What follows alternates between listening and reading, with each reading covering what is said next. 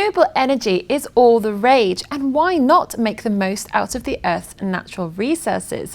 Talking us through wind is David Mapley. Welcome. Good morning, Alex. Good morning. Let's start by talking about Ford. They've just announced a small wind turbines deal in the USA. Will this change people's perceptions of wind turbines? Well, I think you're heading into another season of windstorms and wintry outages, which are causing big problems in the US. And slowly wind is gaining some momentum as a renewable energy source that is viable. Now, the US already has its strong wind areas like Kansas, which has 11% of its wind coming from the big windmills. But significantly, this is the first time someone's really stepped up and said, we can put a small wind turbine on the roof of our building, our garage showroom, and generate electricity. So it's a very significant step, particularly for a company like us in the same space, to say, see, this is viable. You can bring electricity to your own home and generate it as an alternative to solar and cover your utility requirements, save yourself money, and invest in what's blowing around you and that's available 24/7.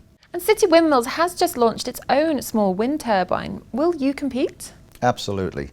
We saw several years ago, because of the power cuts that were happening up and down the East Coast, particularly after Hurricane Sandy, where 8 million homes were without power for 2-3 weeks, that really you can have nuclear, you can have wind farms, you have solar farms, coal or gas-fired turbines, but if your house is not connected up due to problems with trees falling down or just power outages in general in the network, you can't operate, you can't survive, particularly when it's very cold. So we went for the individual buildings being empowered. And this is the same in the UK, this is the same in Europe. You either have the nuclear being decommissioned and looking for alternatives, or particularly in the UK, we have a very high wind footprint, and solar is a little bit too north for the sunshine, as we say in England. So wind is a very viable alternative. So going for the UK and US as the major markets for us as a startup company, this is a great opportunity for us to launch at the time when Ford is marketing the very concept that we are promoting. So City Windmills is in the UK, Switzerland and the USA. How will you launch your products? We're starting off in the US. That was the first subsidiary we set up for production, and we're working with a major government manufacturing partner in the US. So we already have a sales team in place. We're already doing pre-sales. We've already landed some large orders with major Fortune 500 companies in the US to install with them. Once the US is up and running, then we look at the UK next, and we have a team already in place, just joining the company. And Switzerland is where I'm based, and we'll also be targeting the Swiss market in the early next year.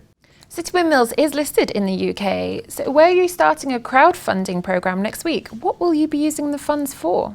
Well, really, right now, we are going to go out and promote our name worldwide. So we have the product now. We have production partners who will work with us to bring the product to market. Now it's all about sales and marketing. So of course Ford helps because it's a key name worldwide everyone recognises, and we can coattail off that.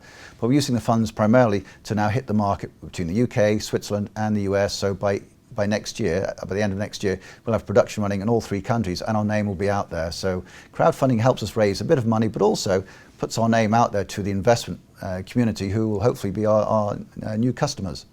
Well, that sounds great. I look forward to hearing more about your company in the future. Thank you. Well, that's all we have time for today. So make sure you keep checking back and we'll bring you the latest on City Windmills. Goodbye.